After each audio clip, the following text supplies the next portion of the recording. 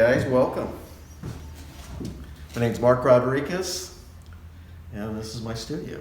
So come on in.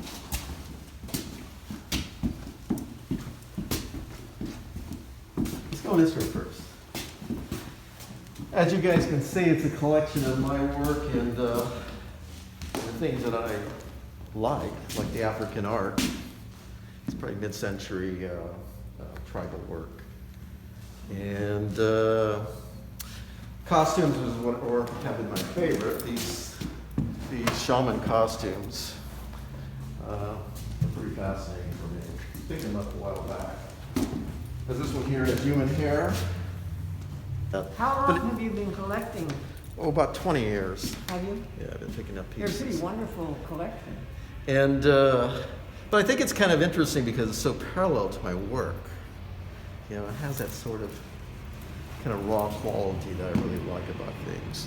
This piece behind you guys is an early piece that I did. I always find myself fascinated by different experiences in art. And one experience that we don't experience that often is looking down at art. And so I wanted to make something very quiet, and this is what this came about, with the pillows and stuff like that. So. Was this in the show at the Fresno Art Museum? No, it was not. It was not. You know, I did the books and the keys. Yeah, you show in New York, you show around the world. My last show I just did was in Argentina. In Argentina? In Argentina, yes. So when you showed it at the Fresno Art Museum, we were all really excited about that. And it was called Crucifixion. Crucifixion. And that's where I see your books. The books. That was about the time the iPad and the iReaders were coming out. And I thought, wow, you know, our guidebook through history was the printed word, and we just drove a nail right through it. And it was, for me, reading is often between the pages when you're holding that page and thinking about what you just read. And that, you don't have that experience when you're reading through an iPad and iReaders. So for me, I thought it was real important to do that. I had a forger in town hammer out the nails, kind of a 16th century style nail. I know those great big huge nails that you had in this book. The carpenters used to drive them through, and they would bend them just like this.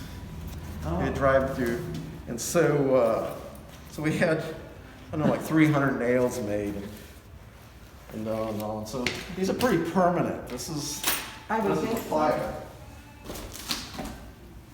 How many books did you have? What's that? How many books were in that collection? You know, I've lost count. Maybe 500, something like that. Books that are through there. And the fascinating thing is that somebody that once asked me about the type of literature I was driving nails through, and I said, you know, I was reading all this stuff, and I realized I can't do that. Oh. Because, you know, I'm editing, and I didn't want to edit anything, so there may be some religious books in there. There's a lot of art books, and there's a lot of things that I've had one doctor see the show at the museum, and he says, you have a collector's edition, a doctor's journal in there. And I said, well, I just didn't edit. You know? So I thought that was pretty fascinating, because I've been looking for that for years. Like, well, it's in my pile now. And also you had that mound of keys. Keys, this is only a part of them. I have 1 ton of keys that I've collected for 20 years. Hard to come by. I would guess so. You know, as the adventure started, I had a small can that somebody gave me, and I said, well, that'd be really kind of a fascinating piece. And then I figured, well, it should be easy to get discarded keys because everybody has them. Well, it's not. As one locksmith says, that for every key, there's a lock. And if you know anything about locks, and we're in the security business, we can't really sell these to you. Oh. And so slowly and surely, this one company kept on selling me, you know, like 5 pounds. And then we kind of grew over the years. And so I ended up with 1 ton. Could possibly be, and this isn't it, they're all around the studio, so I don't want to afford a key then. Could possibly be the largest key collection in America. What does that mean to you? Well, clavis is that this again the fascinating thing is we're all entering a digital world. And so keys will be obsolete.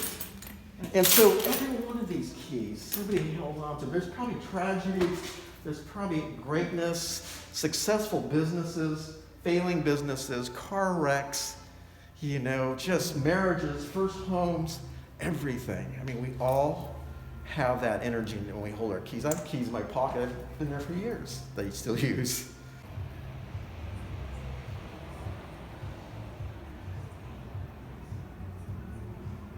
That's the show I did in Russia. I was there during 9/11. You were there in 9/11? 9/11, the whole country closed down, and we were installing a show there, and a person, my interpreter, came in and says, "Mark, there's something real important here on the news." And I said, he goes, "A plane crash." And I said, no, I just don't really want to, that happens. He goes, "We're having a good time." He said, no, it's real important, it's real important. So I go down, and there's this old TV, it's kind of fuzzy, and I go, oh my God, somebody just declared war. Mm-hmm. What are we going to do? And Russia just completely shut down. And, everything just went nobody knew what to do. Anyway, yeah. That was these pieces, the Russian exhibition. So, let me see here. Oh, here's, I can give you guys the most current show. This is the one in Argentina. Now that became an interesting problem. I became part of the political, how do I say this? It was during their elections, and there was a conservative and the liberal parties, and my work got caught right in the middle of it. If I was in America, it would be like a mega star because I was on all the news stations every day. I had three or four interviews with TV and all this stuff like that. And in the middle of the night, up until like midnight, we were on talk radio shows and stuff about what to do and all these things. It's these sort of international shows are grand adventures in my mind. They're a lot of fun. So. Was it a group show or was it? It was a solo show. Great. Yeah. That was in 2019. 2019, yeah, just prior to the COVID. Oh, so how has COVID affected you? COVID just basically stopped everything. Mm-hmm. It just stopped. I always there would be people that call and say, here, maybe we're thinking about this idea, you want to do something, and things like that, and it kind of rolls along, but it just stopped. So it just gives you more time to paint. Well, yeah, exactly. Build up inventory. Well, and that is the key. Is to have, have work. I mean, you remember Clement Renzi. He was a dear friend of mine. And one of the things he'd always remind me, he says, he always called me Marco. He goes, Marco, you're only an artist when you do artwork. And that's so perfect because, we can be so many things and you realize, oh my God, I didn't do anything this month. So I remind myself often to, go to the studio, work. Mm-hmm. So I'm here, basically Monday through Saturday, So. How do you like working in downtown Fresno? Well, I've been downtown for about 40 years, so I like it. You're one of the first people who came down here and took on a full studio. I mean, you could actually live up here if you needed. I could, and one of my studios actually did live in it for a while. Mm-hmm. So this is my third studio downtown. So, I watched downtown sort of get excited and expand and change, and it's interesting. it still has, to my mind, still has a ways to go before it's what everybody expects it to be. Let's walk around. Okay. Well, let's go this way. I'll show you some older work. And then here's a fusion of really old paintings. They're about 20 years old. They were downstairs, so I thought I'd bring them up a few months ago. I was looking at them. These are yours? Yeah, these are some old paintings. Very nice. Yeah. So. Do they represent someone? No, they don't. No, I never really use models or anything like that. It's just I don't know where they came from. I love the size of them. Yeah, the size, I don't know why they were buried downstairs, so I thought I should bring them back up here. And of course, these are some of my current works. I mean, these go back a few years, but, so. And when you say downstairs, do you Well, I have like a store- mezzanine type of thing underneath this space. Oh, wow. So there's even more. There's more space in these old buildings. So then let's go back this way and I'll give you a walk through the hallway of sculpture work that I did here in the wall. And tribal art. Sculpture.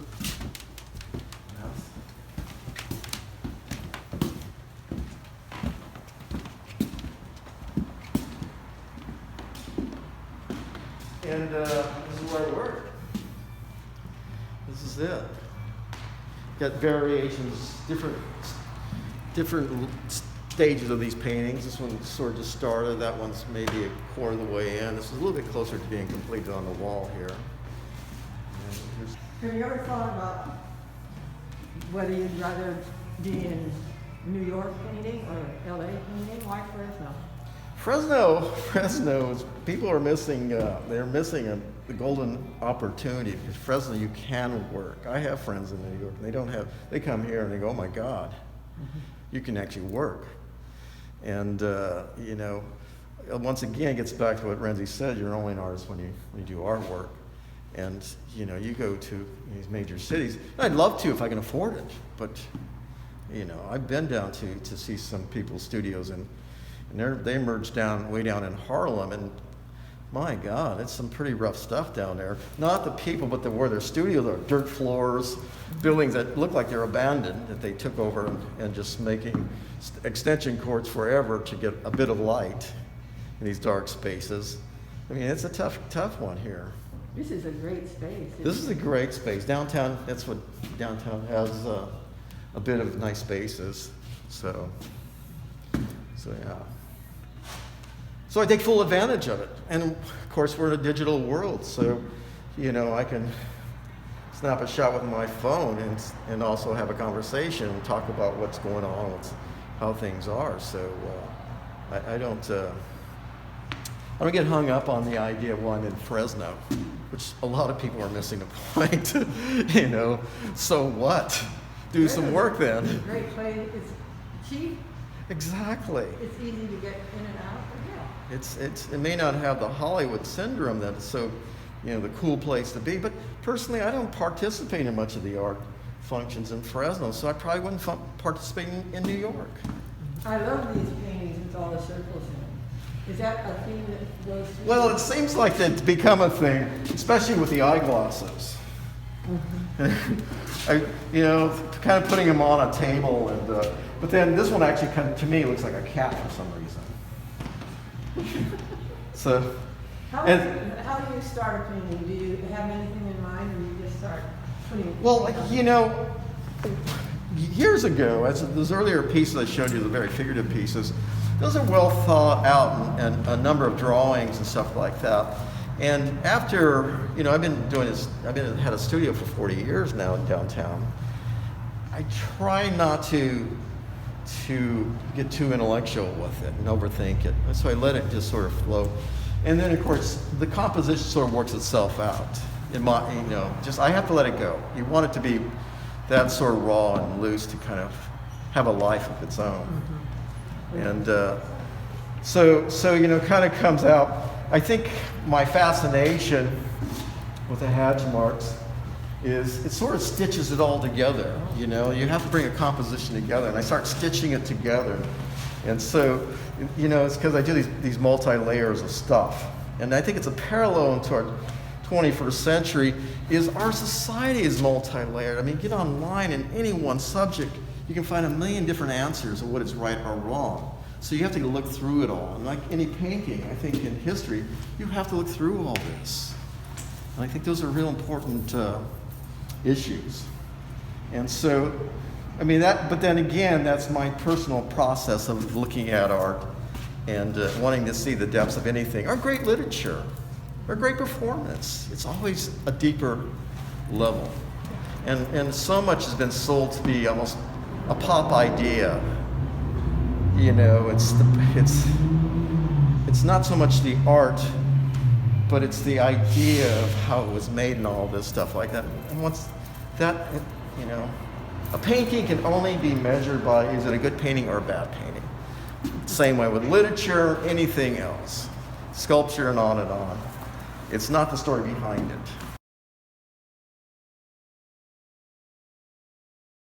It's fascinating with acrobats. So this is acrobat. Yeah. So the trapeze artist. So I thought it was kind of fascinating how it sort of unfolded. I mean, this. So yeah, I don't know where it goes, but this is just basically blocked in with the colors and, you know, kind of the idea of how it is. And I try not to, you know, when I use the term idea, I try not to use that in a literal way. I don't spend a lot of time looking for ideas. It's more of the motion of a concept that I'd like to get into.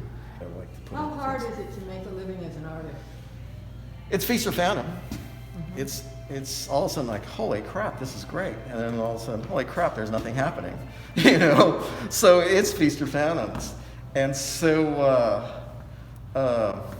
you know, I think it's a personality. I had one of my old art dealers,